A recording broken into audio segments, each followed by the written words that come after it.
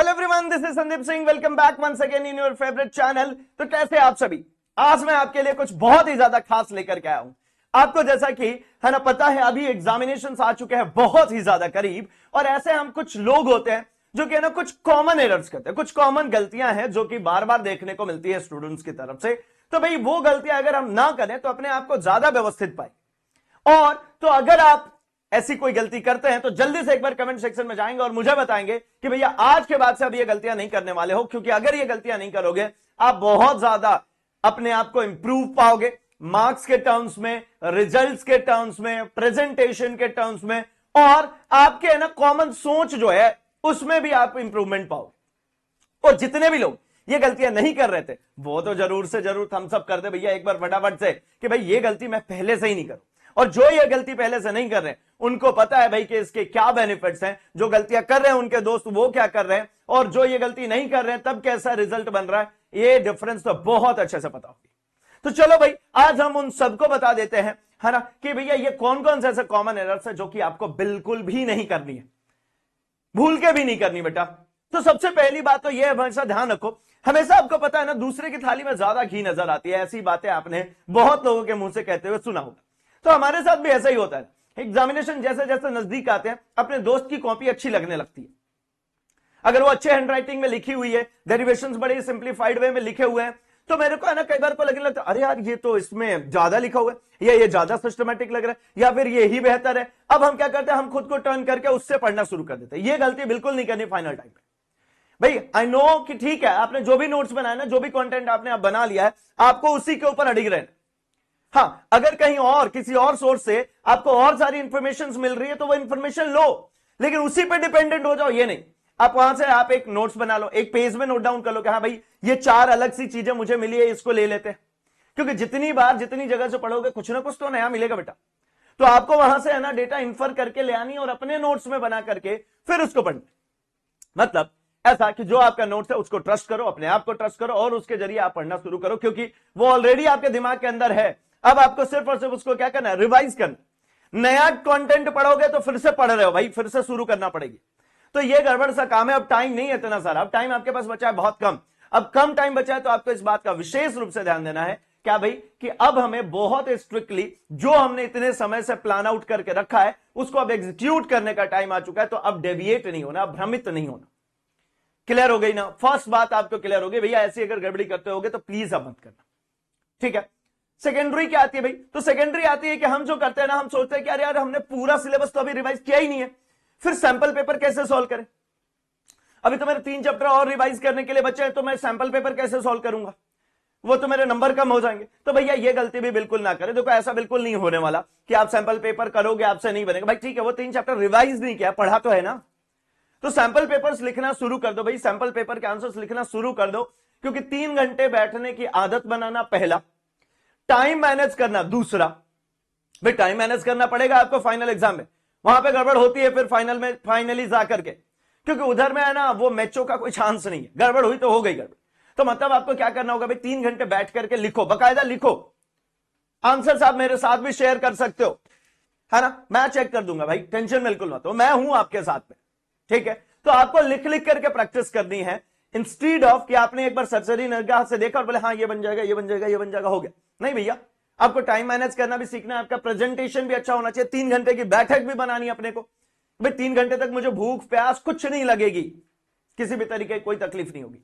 तो ये sample paper करना शुरू कर दो भाई। सॉल्व, एक और बात, सैंपल पेपर अगर आखिरी टाइम तक में सॉल्व करते हो तो आपको पैटर्न पता चल जाता है, आपको एक रिदम मिल जाता है, आपका एक मोमेंटम सेट हो जाता है। जब आप एग्जामिनेशन हॉल में भी बैठते हो तो आपको पहले से पता होता है, हाँ यार इतने नंबर का है ना, ये आएगा, ये आएगा, ये आएगा, यहाँ पे ये होगा, यहाँ पे और में दिया रहता है क्वेश्चन, इस वाले में न्यूमेरिकल लिखना होता है, ये होता है, सब कुछ पूरा पैटर्न आपके दिमाग में होगा।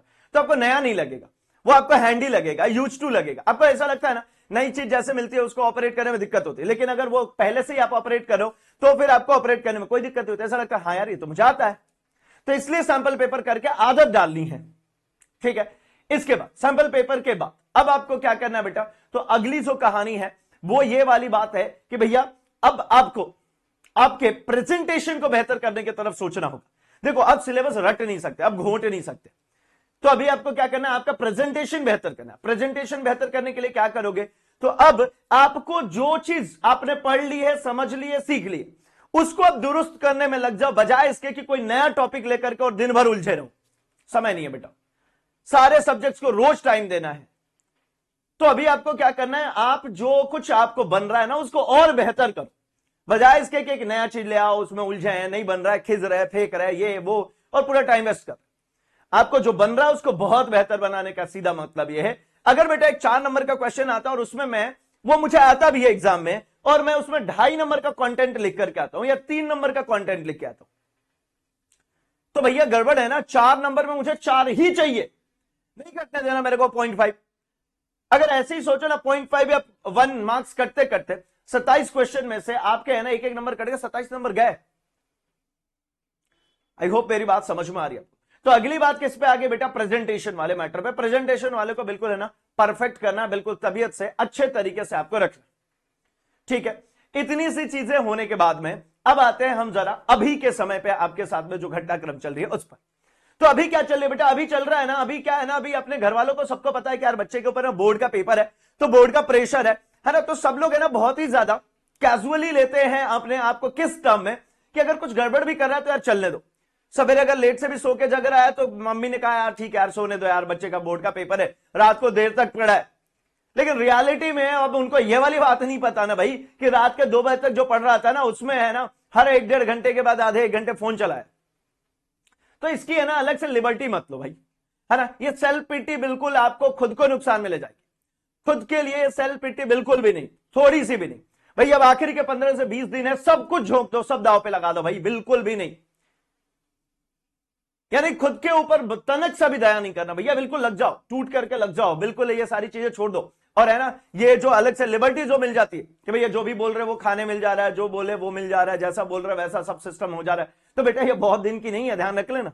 ये 15-20 दिन पेपर के टाइम तक का ही है, और रिजल्ट वैसा एक्सपेक्टेड नहीं आया तो अभी सी बात है ना, उल्टे पड़ेंगे अपने को भी। तो इसलिए है ना ये तो हो गई अलग सी बात। लेकिन हाँ ये बात बहुत विशेष रूप से ध्यान रखो भाई कि आपको एक बैलेंस करके रखना है खुद को। देखो अभी क्या होता है ना, अभी मौसम भी बदलने वाला होता है, आपका जब एग्जाम चल रहा होता है तब मौसम ट्रांजिशन पे होता है, तबियत खराब कर लो। अब पता चल रहा है आपका है ना फिजिक्स का मैथ्स का पेपर है, उसी दिन है ना आपने तबियत खराब कर रखी, तो भाई आप नहीं कर पाओगे, आपका परफॉर्मेंस पे इफेक्ट पड़ेगा। तो खुद की तबियत भी नहीं खराब होने देनी, यानी खाना भी हेल्दी खाना है, डिहाइड्रेटेड रखना खुद को, सॉरी हाइड्रेटेड रखना भाई, डिहाइड्रेशन से बचना, है ना। तो हाइड्रेटेड रखने के लिए क्या करोगे भैया, अच्छा बढ़िया पानी पियो, है ना, बढ़िया से फल वल लो, बढ़िया बेहतरीन सी चीजें खाओ। अब बाकी के देखो क्या होता है, ये बहुत बड़ा इंपैक्ट डालता है बेटा। रात को जब लंबे समय तक आप पढ़ाई कर रहे होते हो तब आपने कुछ अनहेल्दी सा खाना खा लिया तो वो रात तो खराब हो गई ना भाई। अब टाइम थोड़ी है कि कल कर लेंगे, देख लेंगे, सोच लेंगे, समझ लेंगे, नहीं है। तो आपको हेल्दी खाना लेना है, बढ़िया से रहना है, आराम से बिल्कुल अपने को विधिवत तरीके से लगा करके रखना है। And the last thing but not the list, क्या भाई, तो लास्ट थिंग ये है कि आपको है ना विधिवत तरीके से अपने पूरी चीजों को सिस्टमैटिकली जमा लेना है। क्या जमाना है, तो होता यह है कि हम आखिरी टाइम तक के लिए ना अपने एडमिट कार्ड हो गए, पेन बॉक्स हो गया, पेपर हो गए, ये सारी चीजों को लेकर के ना करते कैजुअली रहते हैं, हाँ ठीक है लास्ट दिन देख लेंगे ना, अरे कर लेंगे, जाते जाते ले लेंगे, नहीं ये सब नहीं भाई, अभी से करो। करना क्या है, मैं ये टिप है आपके लिए, आखिरी दिन पे जो भी जिस भी पेन से आप एग्जाम देने वाले हो बेटा, उससे आप अभी से प्रैक्टिस करना शुरू कर दो। बोलोगे इसका क्या मैटर है, बहुत बड़ा मैटर। अब प्रॉपर गेस्चर में बैठ के लिखो और लिखना शुरू करो। सारे पेन आधा आधा खत्म, थोड़ी बहुत सारे पेन चलाओ, थोड़े बहुत रिफिल खत्म होने के बाद उसको रखते चले जाओ, रखते चले जाओ, रखते चले जाओ, फिर अच्छा खासा आपके पास बंच हो जाएगा। अब बढ़िया वही पेन, वही स्केल, वही सारी चीजें ले जाओगे, अलग से नहीं ले जाओगे उस दिन नया खरीद के। बहुत सारी दिक्कतें आती है। अब बोलोगे सर क्या ही दिक्कत है, अरे है, जो पेन थोड़ी देर तक चल जाती है, फ्लो में आ जाती है, फिर वो नया पेन थोड़ी देर तक तो बड़ा ही रफ खुरदुरा सा चल रहा होता है। भाई आपकी स्पीड मैटर करती है, बहुत दिक्कत करती है, प्रेजेंटेशन में अंतर आता है, हैंडराइटिंग खराब होती है, तो उसको बढ़िया है ना यूज टू कर करके रख लो, बढ़िया बेहतरीन तरीके से बना लो। स्केल पेंसिल बिल्कुल यूज टू कर लो उसको, और जहां कहीं भी डायग्राम्स एंड ऑल आती है वहां पर डायग्राम्स जरूर बने, अलग से डायग्राम्स को अलग से स्पेसिफाई जरूर करें, ठीक है। तो कॉपी में जब प्रेजेंट कर रहे हो तब आपको क्या है, डायग्राम बनाना कंपलसरी है, बिल्कुल ये मान लो, नहीं पूछा है तो भी ऑलमोस्ट कंपलसरी है। डायग्राम बनाने के बाद उसके नोटेशंस राइट साइड में लिखो कि कौन क्या है, पी लिखा है तो वो ध्रुव है, एफ लिखा है तो वो फोकस है, आर लिखा है तो वो वक्रता त्रिज्या, लिखो, अलग से लिखो। इसके बाद आपको जो माना की करके लिखना होता है वो सब कुछ लिखो बकायदा तरीके से, यूनिट लगाना अपने फिजिक्स में कहीं ना भूले भैया, जहां पे आखिरी में आपका रिजल्ट आता है यूनिट जरूर लिखनी। आई होप इतनी सी बातें आपको समझ में आ गई है, और ये गलतियां अगर आप कर रहे थे तो बेटा अब मत करना, और अभी से अब इसके ऊपर लग जाओ। बहुत कम समय बचा है, बहुत ही क्वालिटी तरीके से आपने यह समय यूटिलाइज कर लिया तो अभी भी बहुत बेहतरीन रिजल्ट आप प्राप्त कर सकते हो। मुझे पता है आप सबके अच्छे रिजल्ट आने हैं, बेहतर आने वाले, मैं कह रहा हूं बेहतरीन रिजल्ट प्राप्त कर सकते हैं। ठीक है, देखो बेटा 75-80 मार्क्स क्रिएट करना है ना, उतना टिपिकल नहीं है जितना 80 से 85% ले जाने में जान निकलती है। 85% वाले को 90 जाने में जितनी जान निकलती है, मार्जिन ऑफ एरर्स कम होने शुरू हो गए। 90 प्लस अगर आपको लानी है तो और मार्जिन ऑफ एरर्स कम हो गए, गलती होने की संभावनाएं और कम होगी, कर ही नहीं सकते अब गलतियां। तो आप समझो जैसे जैसे मार्क्स ऊपर की तरफ बढ़ना शुरू होता है ना, बहुत ज्यादा प्रेशर बढ़ने लगता है, एरर्स कम करने होते हैं। तो भैया प्रेशर बिल्कुल नहीं लेना, बिल्कुल रिलैक्स रहो, जितना ब्रेन को रिलैक्स रखोगे उतना बेहतरीन तरीके से चलेगा। लोग कह तो देते हैं कि रिलैक्स रहो, लेकिन आपको भी पता है कि बोर्ड है, रिलैक्स हो नहीं सकते। तो बेटा हो सकते, रिलैक्स सिर्फ वही हो सकता है जिसने तैयारी अच्छे से कर रखी हो। रिलैक्स सिर्फ वही हो सकता है जिसने है ना अपना पूरा प्लानर बना रखा हो और उसी के अकॉर्डिंगली एग्जीक्यूट कर रहा हो। रिलैक्स वो हो सकता है जो कॉन्फिडेंट हो। तो बेटा ध्यान रखना, इस दुनिया में हमेशा ही इंटेलिजेंट लोगों की जरूरत नहीं है, कॉन्फिडेंट लोगों की जरूरत है। तो कॉन्फिडेंस हाई जरूर बनाए रखना। हम मिलेंगे अपने अपने सेशन में, तब करेंगे हम अपने सिलेबस की भी बात। तब तक के लिए अपना और अपने आसपास सबका बहुत सारा ख्याल रखें। थैंक्स।